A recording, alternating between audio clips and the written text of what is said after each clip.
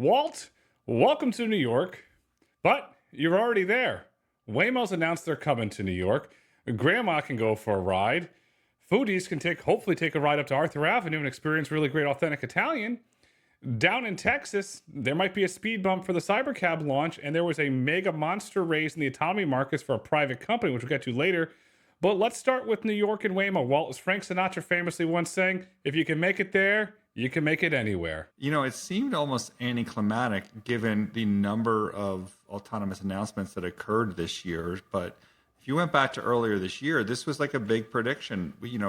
For Lightshed, we do our top predictions for the year. This was one of them. I got a lot of feedback and questions from investors about it. So at that time, which was just the start of the year, it seemed like a big deal. But now with all these investments and market launches and expansions of territories, it feels a bit anticlimactic, but it is a pretty big deal, is it not? It's a huge deal. It's the first time that Waymo's back since 2021. They're going to start testing in July. The really big deal is the laws, the way they're written in Albany. You can't legally operate today. Session's out until 2026. So Waymo's going to have to change the law before they can operate. This is the same strategy they're doing in DC, announcing they're going to a market, start testing, while they work to change the laws. There's new strategies emerging. Yeah, I mean, I think you probably get some consumers fired up about it, those that have traveled to other markets and found it to be a positive experience and want technologies in their market. So I think it's a good strategy because you start early and get some political pressure to build. But the other signal here, Grayson, is, New York's a very complex and challenging market. So to see these cars on the road in the city performing, I know in DC it's one thing, not as many cars in DC. I don't think it's just nearly the same type of challenge. We've talked about the benefits of legislators seeing the cars in town.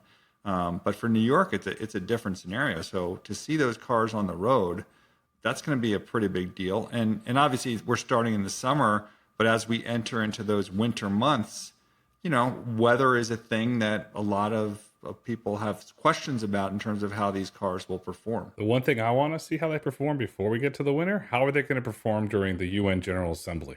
You and I both know the city turns into an upside down obstacle course. It'll be interesting to see how they perform during that major event in the city. It does, Grayson. And these are like sudden changes to markets, complete streets and avenues get shut down at a moment's notice, and it does wreak havoc on the city. I wonder if they'll pause service for those weeks. They probably shouldn't, right? Because again, that's when the people that are going to be in town, you want them to see your product in operation and getting testing to try and build up some pressure to let the city do it. So, I mean, it's exciting. It is a big deal. It's a huge deal. And when you looked at I'll put it, the very vague announcement that Waymo put on X, there was a very clear indicator that you and I have talked about for multiple episodes now. No mention of Uber. What do you make of that? I mean, given what some of the consensus view was, since the launch in Austin, where it was joint and everyone's like, oh, look at the Yipit data and how growth was going together. The anticipation was all of these new markets were going to include Uber. Now, look, they're just saying they're testing, right? So it still could be that this is going to be an Uber market, but it is noticeably absent. And it's also interesting that you would think that you would want to partner with someone that's already developed at least somewhat of a relationship with the city if you're trying to achieve, some regulatory hurdles in the market. To me, if it was going to be an Uber market, they would have already announced it. That's just my personal opinion. And to me, it's another sign of the fracturing relationship that we've talked about and discussed in depth between Waymo and Uber. And we saw in the public markets when the announcement came out, Uber stock and Lyft stock sold off on the news. They did. They certainly did. I mean, obviously there's a lot going on in the markets these days, but it's something to keep an eye on. Now, this is regulatory and towns and cities are something that I think fairly well. How do you see this kind of playing out in the Big Apple? It's going to be a complex process. Brad Sturz, who's the gentleman who runs government for Audi, has been working for years to try and change this law, where today you have to have an individual behind the wheel. You have to file a police report. They have to be escorted. I don't know if that applies to New York City, so I want to caveat that there. That was the way the law used to be. There is a bill that came through the New York State Senate. It is Senate Bill S334. If that bill is signed and passed into law, it would allow fully autonomous vehicles with no driver behind the wheel to operate anywhere in New York State. However, The New York Senate and the legislative session, they're out of session until January of next year. So realistically, the earliest that bill could come in now is January 2026. So you're realistically looking at, say, March, April, maybe May, if you're lucky, of having a law change there. So realistically, the earliest, unless something dramatically changes and the governor calls back the legislators, you're looking at a July of August next year realistic launch, because it takes 90 days from the time the governor signs the bill till it becomes law. So you're looking at the earliest they can launch is summer 2026. And is the governor our only issue here? Because, we have a big mayoral race coming up in the city, and clearly that's what they're going to be targeting. And one of the candidates that's at least in the running, has had some aggressive things to say about a number of different issues. So, can a radical mayor, upset the apple cart here, even if there is, progress at the state level? Preemption. That individual who you're referring to has made some out there comments, and yes, he's currently front running. It's between realistically him and Como, and he has a clear shot of making it. But from realistically, the state will preempt the city. And then on top of that, we could get a national framework which would preempt New York City, which also would preempt New York State as well. So it's going to be a preemption. Okay, that's good to know. But who knows? Maybe this guy will organize a traffic stop in his own city. You never know. You never know. Or what that individual could do, it could put a local tax on the Waymos to make it financially unfeasible for majority of people to work on. So that could very well happen if this individual decides to follow through with their publicly stated agenda. So when you say that, though, then this goes back to the battle that Duffy's having with our congestion tax. So, and there's been some question of authority there. So, like, again, can you supersede some mayor putting some random punitive tax on, a technology? I mean, again, this gets back to the need for a national framework and everything, that this industry needs. But, maybe it takes, some, severely radical local officials to kind of test and push, the need for the silent majority to get a national framework and maybe state rules forward here, just to show how ridiculous, some of these things have become. It could just highlight one individual's agenda, and and then the opposite side, on the autonomy side, can highlight that, look, this individual's agenda is hurting mobility in New York for New Yorkers. So yes, and anything's possible is taking place in New York. I mean, speaking of overregulation and officials, let's shift to the other side, the other coast in California, where despite having the similar challenges that we have here in New York, Waymo is expanding their footprint in both San Francisco and I think LA, or no? Yep, they're going down to Inglewood, home of the Lakers, which is a former home of the Lakers, which recently just sold for $10 billion. So that's an interesting move there that the Bus family sold. I mean, so I'm not, historically I've been critical of the supply issue that exists at Waymo, but clearly there's some level of confidence in their supply if they're expanding these areas. I mean, if you think about San Francisco and where they've moved down in those areas, I mean, you have to have had, even if they're not using highways, they have to have hit some progress, I guess, in releasing supply. I'm sure it's not just the LA cars getting redeployed, because I think they've reopened that ODD. But congrats to Waymo, I think, maybe for moving forward with and I guess their partner. Who's the partner again? Magna, that's correct. So congrats to Waymo and their partner Magna in getting some more supply. Which begs, let's get back to prediction land. We haven't done some predictions in a while, Grayson. When will we hear, I don't know if Waymo will announce this or otherwise know, that there's, 3,000 Waymos out in the wild, or 5,000 even? Do you think we'll see those type of announcements? At some point, that lot, that Magna lot, it will be emptied in I guess it's Phoenix, right? And they'll have to come up with some more supply. But what's your prediction on hitting 5K, let's call it? Q1 26. Love it. I love when I put you on the spot. There's maybe a slight, neurons firing about, but Q1 26. I think that's probably right. I mean, I'm going to say, how about maybe on their Q4 earnings call, they can talk about having 5,000 cars on the road. And at that point, Grayson, you have blown through your Jags, right? I mean, I guess Hyundais will start to be kicking in, but where will we be? I love this topic because it's your unforced error from our earliest episodes of the autonomy markets. Will they be cranking out a ton of Zoox? Zoox Zeekers, Zoox Zeekers on the roads at that point. Unfortunately, the Chinese-made Zeekers look like they're going into the fleet because every day you go on Reddit or you go on X and you see photos popping up of the vehicle. So I think that they are going to fill those in with the Chinese-made Zeekers, which is an unfortunate, unforced error, and I'm not going to shut up about it. Well, Trump just delayed the shutdown of TikTok for another 90 days. So maybe Zeekr is going to be okay for some time. He's got some distractions in other parts of the world at the moment.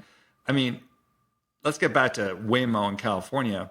What's up with the highways? I mean, on one hand, they've got the supply to expand the geographic area. Like, maybe I've miscalled this and it's not a supply issue. Is there a technical issue in terms of their willingness to open up the highways in some of these markets? I thought a lot about this and I spoke to a lot of individuals, and this one theme started to bubble up, which we haven't discussed yet.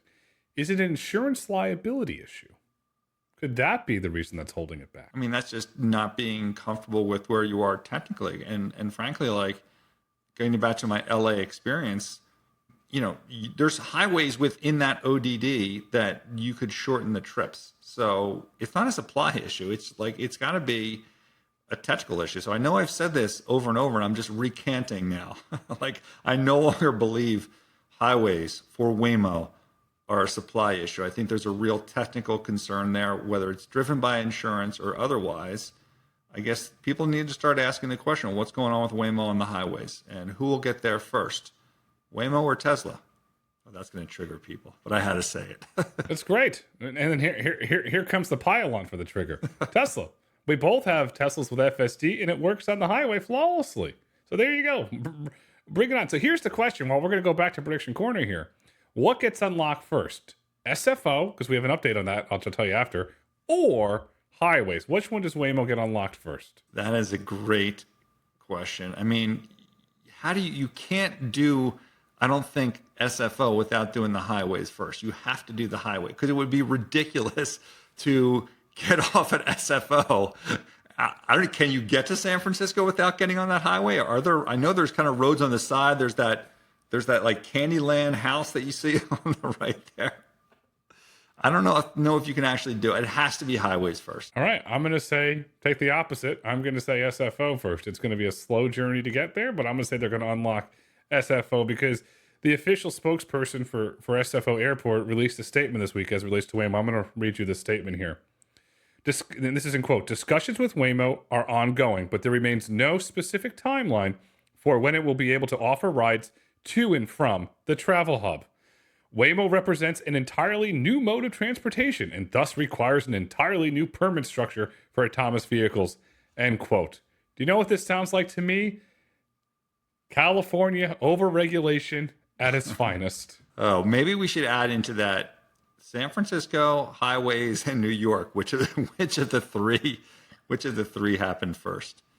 I mean, I don't know why don't they go to more favorable, more open states rather than focus on, I shouldn't say that because I definitely want Waymo in New York as soon as possible, but pick an easier one. Why does Elon's the same thing? He's saying like California is going to be the next area he goes to. Don't bother, Elon. Go somewhere easier. Go somewhere easier. Come to Florida. The regulatory environment's great. Texas, Florida, do the Texas two-step. Well, it works for you from a regulatory standpoint. You don't have to deal with all the bureaucracy around regulation. And in Florida and Texas, you don't have a little thing called the California Public Utilities Commission. And you have two great governors that want this technology. Well, let's stay here on the Waymo front. We have a viewer. He got a hold and he sent it to us. A survey that Waymo put out in the market. And I want to go through this rider survey with you line by line because there's a lot of interesting nuggets in here for us to discuss and break down. So here we go with the survey. This is a Waymo survey that was sent out to riders. Let's start with this. Well, question 1 in the survey. In your opinion, where does Waymo 1 fall on the following scale? Then Waymo gave you the options to answer. Lux, Highest quality offering known for its luxury features and prestige. Offers a noticeable upgrade from premium options. And the next option was in between premium and luxe. Followed by premium. High quality offering with notable features and brand reputation. Offers a noticeable upgrade from standard options. Next one, in between standard and premium. Followed by the last one, standard basic offering with a focus on meeting fundamental needs. What do you make of those questions? Is Waymo trying to position this as a premium product to get a higher rate than Uber and Lyft? Well, I mean, what I notice is that there's not a level below standard or, economy. So clearly, they're not trying to position the brand as an economy brand. And it's interesting because a lot of people, when they think about autonomy, it's always about saving you money. And, there's no category for that. There's in how it's being perceived on this scale. So I think this is like a confirmation of what we've been talking about in terms of autonomy being better than, what you have for Uber and Lyft today. Should be priced accordingly. And if they're showing the survey like this is probably how, the product is going to be priced going forward. And I think there was some actually data out this week where someone was studying the pricing of Waymo and how it was superior. And of course it should be priced higher. It's a better product. It is a better product, period. End of story. Sorry, there's not even a debate about that, at least in my mind. There's always a debate about things, but not in my mind. So great. So this is, by the way, Grayson, I love getting these surveys. And this one was highly protected. They were water stamping and everything, because it does reveal a lot of times what the companies, where they're trying to position themselves. So let's go on to question 2. Or did you have more to say on question 1? Sorry. I'm so excited to get to the next one. Oh, but I'm excited too, but let's stay on question 1 here for a moment. If they want to market it as a premium product, UberX is not a premium product. It's the economy level, or it's basic economy if you want to use an airline analogy. But yet that's how you get Waymo. So back to you now. Here it is. Is UberX tier with Waymo operating? Is that devaluing the Waymo brand based on this survey data that we're looking at? Uber has higher tiers, right? So I think it will, Waymo will show up in those higher tiers. And I think ultimately what Waymo wants to do is probably have its own tier altogether, within that Uber app. No, you're shaking your head. No, you don't agree? No, because currently today you can only get Waymo through the UberX tier, not the high-end tier. So again, it's devaluation. Well, that's got to change, obviously. I mean, and that will not last, in my opinion. There's no way, neither company should want that, right? Uber should want to be able to show their customers that they've got, a premium service that they're available to. And certainly Waymo does not want to be associated. Or maybe it's just evidence that Waymo is just testing Uber. And this gets back to our whole conversation from the last 2 weeks of what is the real end game here? Is Waymo just, positioning themselves for their own thing, which is why I think it's a good transition to question 2, because I think there's some hints about that in question 2. Is there not? Walt was right, ladies and gentlemen. He called it. He's right. We're going to get to question 2 here, and I'm going to read this for you. It features a series of hypothetical questions and ask the person taking the survey to choose either least likely to increase my Waymo ride or choose most likely to increase my Waymo use. Those hypothetical features are as follows, and we're going to break them down one by one. Here we go. But before we go one by one, it's also interesting how they phrase this. They don't say it's likely to decrease my Waymo use or increase. They say least likely to increase or most likely to increase, as opposed to this feature would decrease my usage. So that's also fascinating. And that's almost like the McDonald's, you're going to have fries with that, right? They're saying these are coming, but which one should we prioritize? So let's go one by one and talk about this. Yep, they're saying you're going to use this and you're going to like it. And if you want, you can supersize it, because here's the first one. Reserve a car for a few hours for an hourly fee. I mean, this is amazing, right? I don't. Can you do this on Uber and Lyft? I don't know, but I get the point where if you have let's say my mom, wants to go, from where she lives to go shopping, and then have to go a couple of different stores and keep the stuff in the car and go one to one. Having that car available for a few hours is certainly, something that's attractive. I'm embarrassed. Like if Uber and Lyft already do that, I'm embarrassed that I don't know that. So I apologize. I should know that, but that seems like a very interesting one in terms of, how they want the product used. You know what's interesting about that? Somebody's been hanging out in the San Fernando Valley too much, because the individuals that make those movies out there, they're going to love that. So I'll put that out there. So I just said that, and I can't believe I said it, but I did say it. The other thing that you and I talked about, this must have been 30 episodes ago, YouTube TV during the Super Bowl. Perhaps you go in there and you can watch something that you couldn't watch. There's a Google integration. But my mind went to the gutter because that's where most guys' minds go. Now let's go to question 2, Walt. Hold on. This goes back to, we'd have to dig up from a prior episode. Who knows if that's going to make the edit floor or not. Let's make it through editing.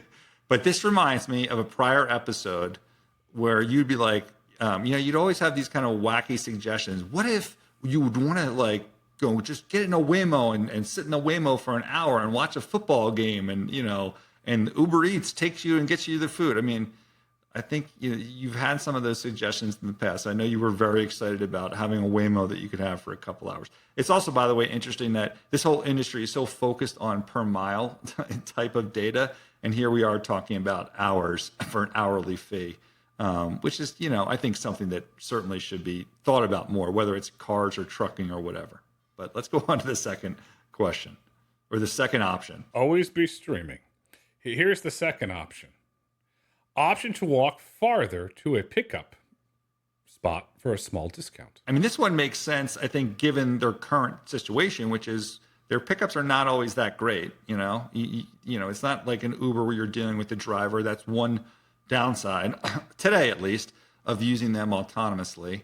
So I think they're just kind of testing the market there and finding out, how big of a deal that is, because that's certainly, a Waymo issue that I've experienced. And I think that, if you look at Reddit and things like that, there's been discussion about that. I'm not on the Waymo marketing team, but figure out a deal, cut it with Bobby Kennedy and make it a Maha moment, make America healthy again. Well, if you walk this little bit way, it can help you meet your goals to get healthy. See?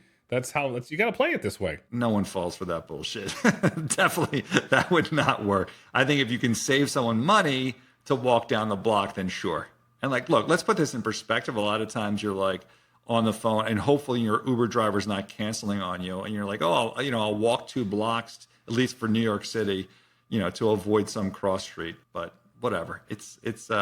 I think they're speaking to the issue that they're dealing with already. See, now we know you're from New York, because if you want to go uptown or you want to go downtown, you got to go to a certain street because they go one way. See, we got you there, Walt. Let's go on to the next one. Carpool for a small discount. I'm not sharing it. I don't really care. Your thoughts? I mean, any of our longtime listeners are well aware of Grayson's distaste for sharing his car. This is why he doesn't like Zoox. I'm not sharing my Zoox. And look, I mean, I think at the end of the day, Uber has tried this without great success, in the past, and so has Lyft. It just hasn't caught on. But you have to poll the market. Maybe there is an opportunity for that. Imagine if Zoox pulled the market. Maybe people wouldn't get nauseous riding the vehicle as we saw this week. The other issue here is the reason you want to share rides for Uber and Lyft is the labor cost, right? So it really, for Waymo, shouldn't be as big of a deal. But again, I'm sure they're just pulling the information. What's our next option? The next one, see prices for future pickup times. I like this. Yeah, I think that's fine. I don't, maybe Waymo is going to ultimately evolve to be like the T-Mobile of rideshare, where it's like, we're not going to surge price you, right? The price is what it is, and you don't have to worry about what it is at a future pickup time. It's the same price today as it, or at this time as it is for 3 or 4 hours. Again, think about why surge pricing exists. It's to attract labor into the market. You don't have to attract a robot into the market. He's either there or not there. So this one seems kind of weird. It's just about the information. This is great, Grayson. What's next? The next one is, before we go to the next one, here's the question. What if the former CEO of T-Mobile went to run Waymo? Could he really make Waymo the uncarrier? You're talking about John Ledger, huge fan. Yeah, I mean, I think Ledger is great at understanding the consumer. So I don't think Waymo really has a consumer issue, though, right? The product, like many Google products, kind of speak for itself. And, the technology will deliver. No offense, John, but I'm not sure that this one needs you. There's plenty of other companies out there that certainly do need you. Yeah, he's an extremely talented executive. I think he would do extremely well at Waymo. Here's the next one. This one I don't get. See smart destinations for one-click hailing. What the heck does that mean? See smart destinations for one-click hailing. I have no idea what that means. Is that like, hey, I'm going to go to the museum, or I don't even know. Are you sure you copied that down correctly? I double, triple, cross-checked it. Yes, I did write that down correctly. No idea. So maybe part of this process is just to confuse the confuse the person taking the poll with, I have no idea what that means. I can't wait for our listeners to chime in with what smart destinations are for one-click hailing. Could it be? Oh, wait a minute. Maybe it's AI and it's predicting. No, could it be that? Or how about it's just like the Google AdWords, it's the sponsored links. Perhaps it's a sponsored destination, perhaps, that you might go to. So you want to go to Pete's Coffee, or the ad model's coming. God, no. Who knows? We're going to find out. Someone from Waymo, please let us know. Let's go on to the next one. Please let us know, Waymo. Okay, here's the next one. The next one is link my calendar apps for smart trip suggestions. To me, that says the AI is going to, this is what I like to do. I like to go to baseball games. So maybe he'll say, oh, the San Francisco Giants are playing tonight. Okay, one click to go to a Giants game. Perhaps that's what it means? So this maybe answers our last one and this one together. When they're saying smart, they're basically saying like AI, they're pulling information out of your calendar. And when I have that with like Google Maps, right, where it just pops in from my calendar what happens to be there. So it makes it easier rather than having to type in information. So I think they're talking about, basically agentic AI where you're moving across different apps and sucking out the information so that your transportation is better. So yes, that's, that would be great to have. It's a seamless experience. This one, Waymo, I'm going to tell you right now, because I know you're listening and taking notes and trying to figure this out. This is the best one, okay? Skip the line and get picked up faster for a small fee. Yes, yes, yes. I mean, if they get their pickup times to less than 7 minutes, I'm not sure it matters. But yeah, I mean, sure, you should always sell first class, right? And get the premium for those that are willing to pay for it. Especially now, obviously, when people sometimes have to wait 15 or 20 minutes because of the supply issue that Waymo has. Hopefully, over time, that won't be an issue because there'll be enough product on the market. But yeah, I love that idea. I wonder why Uber and Lyft haven't considered the same. Could you imagine getting out of a baseball game or getting out of a concert? You could skip all that line, have a Waymo there waiting for you. Priceless. It would be amazing. I think I want to just point out that at the end of this sentence, it says small fee. I mean, I've come out of, I've come out of the sphere very recently. I would pay a very large fee to cut the line and get into that Uber a bit faster. Yes. There you go. He wants to get down to Shakedown Street. We got to get there quickly. Here we go. Here's the next one. Request and pay for a ride for family or friends. Very, very smart idea, especially when you start to put older individuals or younger individuals in the vehicles. Seems like table stakes. Not interesting to me. Sure. I mean, yes. Ask people about it, but this is table stakes. Of course you have to have that. Yes. There we go. Next one. Book a round trip for a small discount. Yeah, no brainer. Why doesn't Uber already do that? I don't understand. Take me to dinner. Pick me up from dinner at a certain time, scheduled time. And I'm probably going to pay up. I'm probably going to pay more overall because now it's scheduled. You're paying more. You're getting discount. It's like a markup markdown. You'll pay more because it's a scheduled ride, but then it's a discount because you're doing two. That seems like a no-brainer. Like Uber, why aren't you doing that? And I know Uber listens. Maybe you should add that one. That they literally just gave you a free idea. We've had data from the San Francisco Examiner, the San Francisco Chronicle, and the Standard that individuals in San Francisco are putting their kids in these vehicles to go to school. That's a really great way to, okay, you send the child to school, then you have it there in the car pickup line to pick them up. So that's a big win there. It's a really smart idea. Let's get on to the next one here. Earn credits during busy times to use during less busy times. I mean, this is like right up your alley. You're all about the Infinity card, and you love the mileage and it being included, in your credit card benefits. That this has been one of your big things in past. So I'm going to turn this one over to you. They're doing it. They want to build a point system. Just don't build it like an airline, and don't build it like certain credit card companies that keep raising their annual fees. Some people complain. I'm okay, whatever. With it, you get the benefits out of it. You got to do it the right way. It builds loyalty. I really like it, but you're going to have to build an ecosystem. The best one out there in the market, everybody knows, the American Express membership rewards program. Build something similar to that. You got something cooking. So I think that's a really good thing. A lot of these, but this one particularly stands out at me as that's not something you do if you're doing something with Uber. If you're doing credits, you're doing the credits within your own, Waymo One app, as most of these are, obviously. What this is all pointing to, the relationship's done. Waymo's putting the pieces in place to go out on their own. It's here in the data.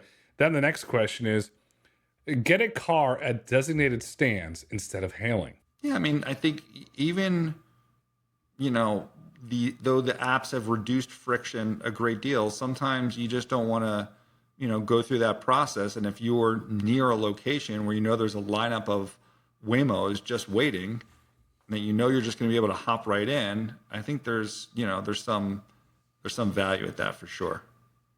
So I think that's another interesting idea. So good job from whoever at Waymo is thinking about these things. I mean, I would assume that Uber's thought about a lot of this stuff as well. Oh, Uber, come on and tell us. The designated stands, the question that goes in, do you have to build out physical infrastructure, or is it just going to be you go to this certain area? So that'll be interesting to see how that goes. I mean, would you need city approvals for designated areas, or can you just say, look, I know there's this area? I mean, obviously, if you just had a bunch of Waymos line up on someone's street that wasn't previously designated by the city, I'm guessing the neighbors would not be too happy. It's going to come down to curb politics and who owns the curb and who controls the curb, which is regulated at the city level. So there are going to have city approval for that. Yes. So let's get on to the next couple ones. I'm going to bundle these here for you because they're very similar, but it's very important for our audience to hear them. And I'd love to get your opinion after all of them. They are: schedule a pickup hours or days ahead of time, set up a recurring trip with a generally consistent price, agree to a more flexible pickup window for a small discount, and extend the time the car waits for you for the pickup for a small fee. I mean, these are all just table stakes, stuff that we've seen Lyft and Uber implement. All these guys can just, if it's successful, replicate what the other one does. This is all just research to find out how you're going to run your own rideshare business, period. Like that's what most of this has been. And that is the largest takeaway from this, other than, the positioning of being high end, which should be obvious, but I think has been debated by other people. But, they're doing surveys because they're trying to figure out how to make their best own app. If they were already, had made the decision to move forward with Uber alone, they wouldn't even bother, with these surveys. I'm not saying that is the defined end. Just to reiterate, for those that haven't listened to every episode of Autonomy Markets, shame on you. I'm not saying that that's the end game. I've always said that they have not yet decided, but that is different than the consensus view from some that think that Uber is the end game for Waymo. I think Waymo has not yet fully decided, but certainly that there's in my view at least, an intent to do Uber One and do it on their own, and we'll just have to see how that plays out. But this is, I think, evidence in support of that view. You meant to say Waymo One, not Uber One there, Walt. We're getting a little confused here with the verbs. I do that a lot on this pod. I realize sometimes I confuse Uber and Waymo. I'm sure Uber hopes that at some point it all gets blended together. The survey clearly says to me is that Waymo has big ambitions for Waymo One. They want to become more of just a rideshare platform. They want to become an integrated travel platform. They want to become their own version of the Uber app, in my opinion. And if that does come true, does Waymo next move into delivery to compete with Uber Eats and DoorDash? Is that the next move that could happen? I think Class 8 trucks is probably also on the agenda. I mean, anything. This is like any tech company, you go after one market and you exploit it, and then you go from there. And I've seen this with SpaceX, right, where it was, they're only going to do consumer broadband for these very remote people. And then once you have internet connectivity around the globe, you start to go after every additional market. Once you have the technology of vehicles being able to drive themselves, there's obviously, a lot of markets that you can broaden into. There's a lot of opportunity in the market. The market is about to be disrupted sometime. Perhaps it's going to be June 22nd. Perhaps it'll be another day in June, or they'll push it July. But we are starting to see the messaging hype build up from competing companies. Zoox rolls back the curtain on their factory that they're building. Waymo announces New York City, and then what's supposed to happen in a couple days?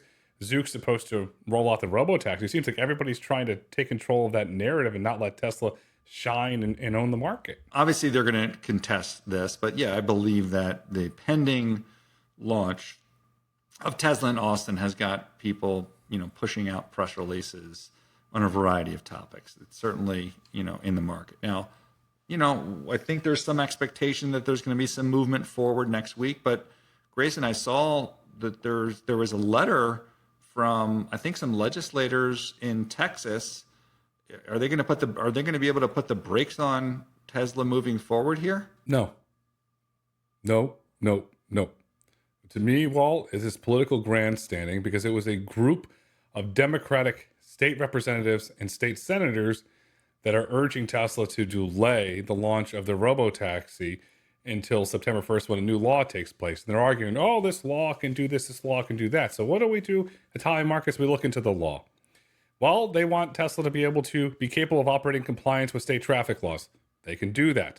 They want Tesla to be equipped with a recording device. They already have them. It's called Sentry.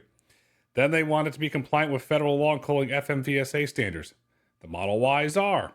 Then they want it to be capable of achieving minimal risk condition if the automated driving system is rendered inoperable. It has been. There's remote teleoperations. And they want it, this is the best one, they want to be registered, titled, and insured under Texas law. They already are. So to me, this is political grandstanding because everything in this law, Tesla already complies with. But who basically enforces these laws? Like, why would a group of, a select group of legislators write this letter? Did they have the, power of enforcement, or who's ultimately the enforcer of all these things that you just ticked off? They have no power. They have no authority. This is political grandstanding, as we're seeing it in other elements on the federal level. The grandstanding is only brewing. The individuals right now that will see this on September 1st will be TxDOT, Texas Department of Transportation, and the Texas Department of Motor Vehicles, not the state legislators. Got it. So this wasn't some new letter from the ruling authority. This was just, the legislators. I understand why they're doing it. I mean, TikTok is another example of that. There is a law that said TikTok should be banned. It's just not getting enforced by the administration. Maybe not a perfect example here, but certainly there are laws. To your point, you think that they are operating under those laws, accurately.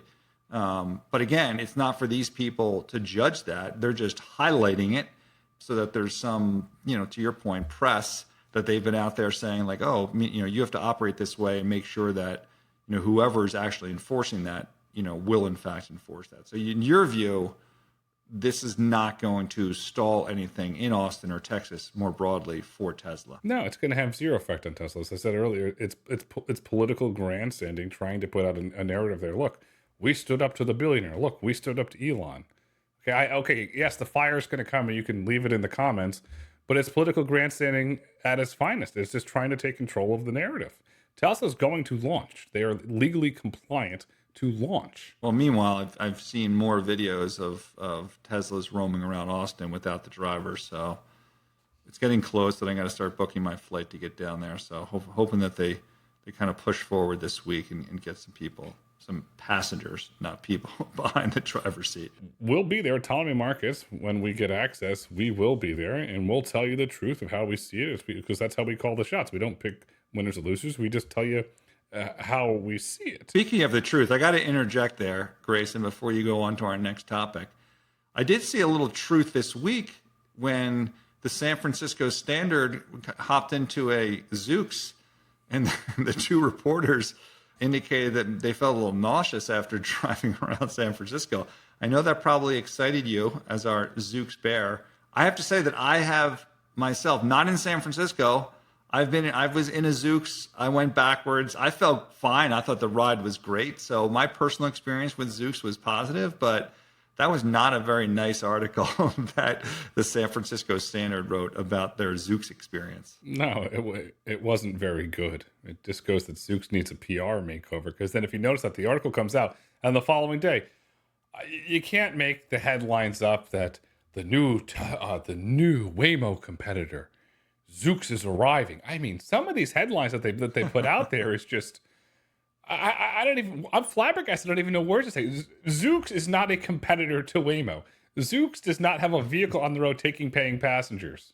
Okay, and their manufacturing abilities are not Giga's manufacturing abilities. So that's headlines. These narratives start running in autonomy, and the hype levels at 11 in their kooky. So there's narratives, and then there's delivering. That's what Kodiak Robotics and Don Burnett are doing. They're delivering. This week, they announced they did a contract manufacturing deal with Roush Industries. They are going to build and upfit the Kodiak autonomous truck being delivered to Atlas Energy. That's real trucks being delivered to paying customers. Is this Kodiak's Waymo Magna deal? That was a hell of a transition to Kodiak. So well done once again. You are the king on the topic transition.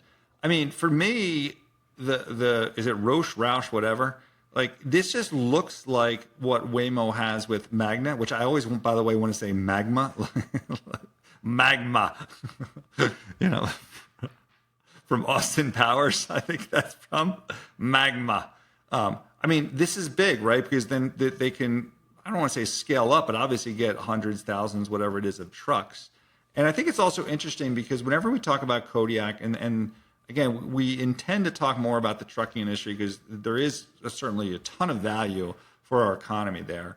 But the knock on Kodiak from those that have OEM partners is the necessity of having OEM partners, right? And Kodiak's view on this is like, they're not against it, but like, you know, when you have OEM partners that can sometimes mess with you, as Aurora is dealing with right now with PACCAR, then you understand why they go this route where they're basically putting this equipment on these trucks after the fact, which have been approved, right, effectively to move forward with those OEMs.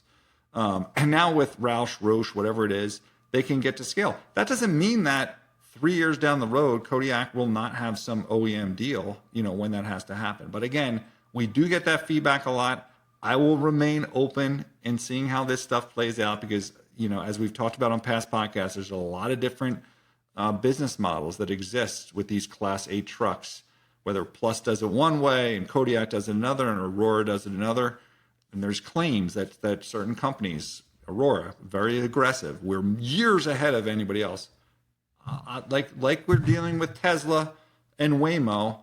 I'm not an engineer. I'm not going to go and be able to look at it code by code and determine the precise amount of time that someone's had. We'll just watch and see how these trucks roll out and see who gets the contracts and see where the revenue comes in. Because right now, none of you have revenue. Kodiak has revenue. It's in the filing. It's small, but it's that. But here's the thing that stood out to me. An official press photo is released by Kodiak. Do you know what we saw? I spy with my little eyes. The PACCAR logo. The PACCAR logo is front and center on those trucks. If you go back to the press release before this where Kodiak announced the Atlas deal, what's front and center? The PACCAR logo. You look at Aurora's short-lived driver out. Do you know what's not present? The PACCAR logo.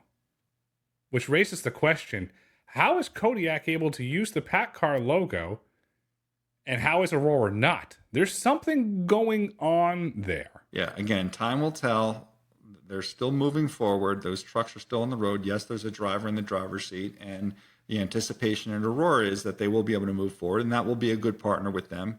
And they'll obviously, you know, have Volvo as a partner as well. But look, at the end of the day, like Waymo started with Jaguar putting, you know, sensors on top of a Jaguar that they purchased. And like Kodiak's basically doing that. So I'm not sure what else to say about that. Listen, they have a very clear path to scaling now. I think that's a very fair thing to say because Roush is an extremely well-respected outfitter. If you look at companies that in some lanes are well-respected, in other lanes they're the boogeyman, is Meta. And Meta is coming into the self-driving car world. That's right.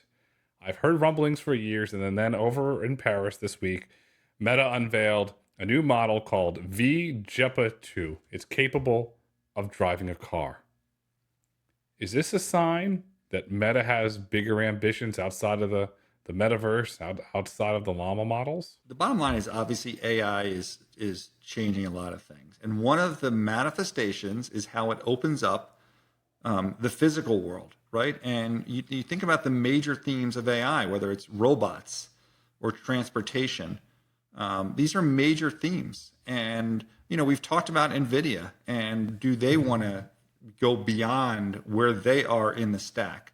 And you've seen OpenAI in terms of their obvious relationship and wanting to extend where their technology can advance things in the physical world, whether it's with Johnny Ives with glasses or, in the robot world. So look, and Facebook itself has looked at doing phones in the past. They didn't move forward with it. They're not afraid to spend a lot of money. They spent, tons on the metaverse. So, founder, CEO, and their willingness to spend. But look, I don't think we should expect them to make cars. I think you're just saying like, okay, we have good AI that can leverage the physical world, whether that's human robots or self-driving cars.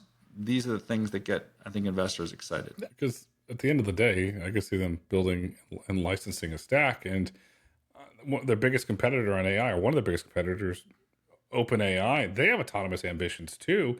We're going to release an episode on Tuesday of The Road to Autonomy. There's a whole segment on that of what OpenAI is doing. So tune into that. If OpenAI releases an autonomous driving stack, Meta releases an autonomous driving stack, does Tim Cook and the whole team at Apple, do they start to have even bigger regrets than they currently have for shutting down Project Titan? Yeah, I mean, we've talked about this here on the Lightshed podcast, and I don't know, that could take a new management team to figure out how to, move that shift to products that represent growth opportunities for them. So I don't know if Tim Cook recognizes it, but certainly investors will certainly, chime in on that topic. Well, we were looking forward to seeing some investor notes, some perhaps statements on CNBC or Bloomberg that we can discuss and analyze this.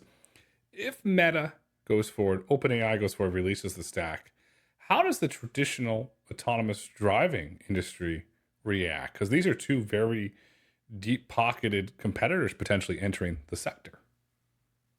Yeah, I mean, it's an issue. And if Apple entered that would be an issue. Deep pockets, spending lots on AI that can theoretically be leveraged over. Same question goes for NVIDIA, Grayson, and if they got more vertically integrated in what their plans are for AI and hardware. So we'll just have to see how that plays out. Seeing how things play out, does this put Neuro potentially in play for an acquisition by either OpenAI, Meta, or NVIDIA to accelerate those plans? You can just name every different every different autonomous company. Sure. Like just tick them off. You're going to say, oh, does this, elevate May mobility? Does this elevate this guy, that guy? Absolutely. I mean, the question here is, it's like this Waymo versus Tesla issue, which is, you're 5 years behind. Can you just catch up? And it gets to this essential debate that we've had is AI end to end, whatever you want to talk about, good enough that I don't care if someone's, spent 5 or 10 years and done all the maps and been on the bleeding edge of this technology development. I'm not sure. Like the question will be, especially when you have these large companies that you mentioned going after it, do they have to spend the same amount of time when there's tools that they have to get to where Waymo is today are just so much stronger? Maybe. I mean, again, this gets back to earlier and same, the debates on the trucking. We'll just have to see, who actually delivers product to the market safely and starts to generate material revenue. Company generating material revenue today that has the tools, Applied Intuition, what Kasser and Peter have built. Phenomenal company. They'll be on the Road to Autonomy podcast in 2 weeks, which for their 5th time back on. Big fans of the company. This week they announced they raised $600 million at a $15 billion valuation. It's becoming a big company that's powering the future of autonomy through tools. That's an incredible number, right? 600 million. That's like the market cap, of a bunch of different companies in this space. $15 billion valuation is huge. Investors just aren't even talking about them, right? They're not like, this is a major dollar amount for a company that's a primary player. You talked about some of these headline articles before, like, oh, forget about Tesla, Zoox is there. But like, okay, what about applied intuition and the role that they're going to play in advancing autonomy? So I'm sure we're all going to look forward to your podcast, upcoming podcast. When are you going to release that? Hopefully soon. 2 weeks. It's come out in 2 weeks. We're going to touch on the round, and we're also going to touch on their open AI partnership, where they're looking to completely transform the in-vehicle experience. So they're building the tools to make the vehicles drive themselves. Now this open AI partnership, they're building the tools to change the interior of the vehicle. And in my opinion, I've said this many times publicly, and I'll say it here in Autonomy Markets, Applied Intuition is the most interesting company in autonomy today. Wow, that's a big statement. So I mean, we're gonna have to wait 2 weeks. I think you should accelerate when you drop that episode, Grayson, since you built up such anticipation. Maybe we will, maybe we won't, but next week you're going to get a little bit of insight into OpenAI and their autonomy ambitions. Well, that's coming next week. What else do we need to look for in the autonomy markets over the coming week? I mean, obviously, we're coming towards the end of the month, so any news out of Tesla, and as a result, I'm sure, even though we've seen this flurry of announcements, that all of these companies in the space probably are, have even more announcements queued up and ready to go, once the Tesla, finally launches in Austin. So the announcements are simmering on the back burner. They're just trying to wait to take the wind out of the sails. The future is bright. The future is autonomous. The future is robots. Walt, until next week.